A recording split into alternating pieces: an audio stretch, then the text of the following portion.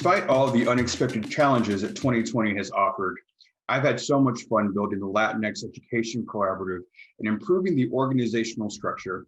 According to the Strengths Finders assessment, my top two strengths are restorative, which means problem solving, and ideation. So 2020 has provided me with plenty of opportunities to lean my strengths and adapt. While I'm pleased that in 2020, we solidified our theory of change, strategic plan, and respective logic models, the organizational accomplishment that I'm most proud of was a successful individual giving campaign the LEC ran in July 2020. The campaign was the first time that we asked our community to invest in our work financially. Our goal was to raise $10,000, and we ended raising over $14,000 over 3 weeks while securing over 150 new donors. I am thrilled and relieved that our community is supportive of the work we do and that they truly connect to our mission. As we build sustainability, we know that individual donors are a critical part of our revenue model. We must continue to cultivate our donors and grow our donor base. Programmatically, the LEC experienced some significant wins. In October 2020, the LEC hosted its third annual conference for and by Latinx educators called Evolucion. The conference was virtual this year and attracted 462 registered attendees. 266 people attended live, and we had an additional 137 people watch the replay. Not only did we have a strong presence of local Kansas City area Latinx educators, but we also connected with folks from across the country. Our primary strategic objective is to retain Latinx educators by building a thriving community where Latinx educators can commiserate, share resources, participate in personal and professional development opportunities, and grow relationships with other like-minded individuals. Evolucion is an excellent opportunity to expand the LEC's reach, engage more Latinx education professionals, provide meaningful professional development, and encourage relationship building. We are currently in the process of setting strategic one-on-one meetings with attendees who request meetings, securing sponsors for next year, and following up with district leaders that attended to discuss how the LEC can support them moving forward. In January 2020, the LEC piloted a pathway exposure program called the Pipeline with Scuola Vita Nova, a local Kansas City K-8 charter school.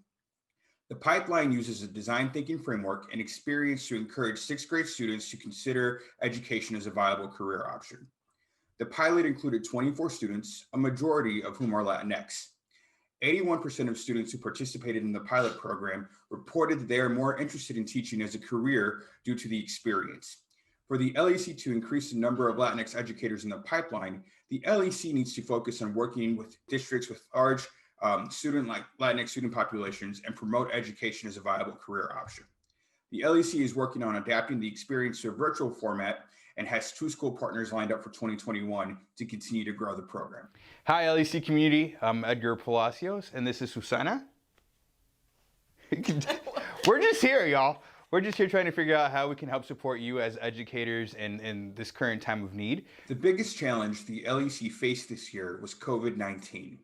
More specifically, once Kansas City entered its initial quarantine, I wrestled with what the LEC's response would be, if any. I recall many nonprofit organizations issuing statements about how they would respond to the impending pandemic.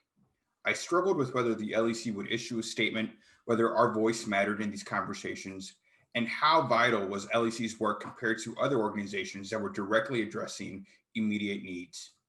Ultimately, I decided that we were fortunate enough to have financial resources and we had educators who needed support.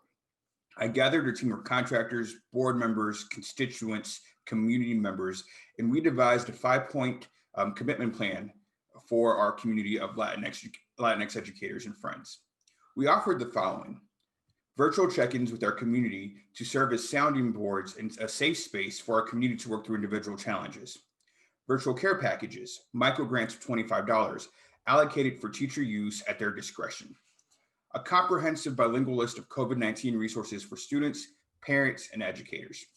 Access to our pipeline curriculum online, and an increased virtual presence using live streaming and social media to continue to connect Latinx education thought leaders to our community, as well as offer other personal and professional development opportunities. Our virtual engagement and brand awareness skyrocketed. Since March 18, 2020, on Facebook alone, the LEC page likes have increased by 211%, and our Facebook community watched over 1,173 hours of LEC video content. Because of the pandemic and moving forward, our virtual delivery of programs and content will play a crucial role in our long-term success. The LEC is currently learning how to effectively build community, deliver personal and professional development, and increase brand awareness using virtual platforms. The virtual space has significantly improved our reach, influence, and made it considerably more cost-effective to deliver on our mission. I am pleased that New Schools gave us the resources to develop a strategic plan, measure impact, and build relationships. In 2021, I am most excited that my board will have the ability to track the LEC's effectiveness in reaching our strategic goals and outcomes. As part of our community building retention strategy, the LEC will continue to build on its virtual engagement success by offering monthly webinars, weekly live streams, a pilot mentoring program for novice Latinx educators supported by seasoned Latinx educators, and access to Latinx education thought leaders in our community. We will track attendees, how often they engage, their feedback, and whether they donate to the organization. We will continue to center the Latinx experience and elevate the voices of our community. Our pathway exposure strategy will be supported by building official partnerships with school districts and youth-serving organizations with broad Latinx student representation. The LEC plans to offer the pipeline experience in a virtual format, education exposure presentations for students with current Latinx teachers, and build a culturally responsive campaign aimed at getting Latinx students interested in the teaching profession. In service to the recruitment support strategy, the LEC will partner with school districts and teacher recruitment organizations in their quest to attract new Latinx educators. The LEC aims to be a trusted resource for the Latinx community and partners alike. Anecdotally, we know that organizations are struggling with both recruitment and retention of Latinx educators, and the LEC is well positioned to be a connection point within the Latinx community. We can also help advocate for improvements to organizational culture and support of the retention of Latinx educators. Organizationally, we plan on executing our 2021 fundraising development plan to support increased staff capacity. The goal is to hire 1.5 additional staff members to support the continued growth of established programs. I believe that one of the biggest risks to the organization is COVID-19 related. In 2021, my organizational concerns depend on how long the pandemic will last. I question how the pandemic will affect funding priorities long-term, the need for in-person engagement, and the LEC's work's relevance. Internally, the LEC's most significant need is the hiring of second staff member. For this work to continue successfully long-term, we need to onboard new staff to support our program's growth. I am concerned with making the right hire and funding the role appropriately. Secondly, school districts in Kansas City are struggling with navigating the pandemic. The need for teacher diversity can sometimes seem to be a nice to have versus a critical way of addressing inequities in educational systems.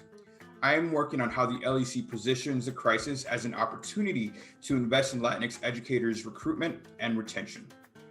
Finally, I am betting that the LEC needs to double down on its virtual offerings because I do not see the opportunity to convene our community in person soon. However, I'm worried that our community will tire of the virtual space and disengage from the organization if there are no in-person options available, especially if a vaccine is available in early 2021. My board is aware of my concerns, and they're incredibly committed to helping me pivot in any of these areas if necessary. Our commitment to prioritizing diversity, equity, and inclusion in our organization is evident in our decision-making, actions, and programmatic offerings. The LEC works intentionally to continuously have difficult conversations around race and equity within our community. We self-reflect on our own biases, and we practice daily on overcoming them. We address anti-Blackness and colorism within the Latinx community. We center the voices of Afro-Latinx members and other intersecting identities. We work to provide community resources around these issues through webinars, professional development, and conversations. We partner with our sister organizations working to address Black representation in education. We actively stand in solidarity with communities harmed by injustice. As we end 2020, the LEC is surveying its community to understand better how well we do in the area of DEI. We are interested in learning whether or not members of our community feel included. How well do we represent and reflect different voices? Do we provide adequate resources and support a more in-depth learning of DEI issues? Where do we have blind spots? The board will use this data to set goals and commitments for 2021.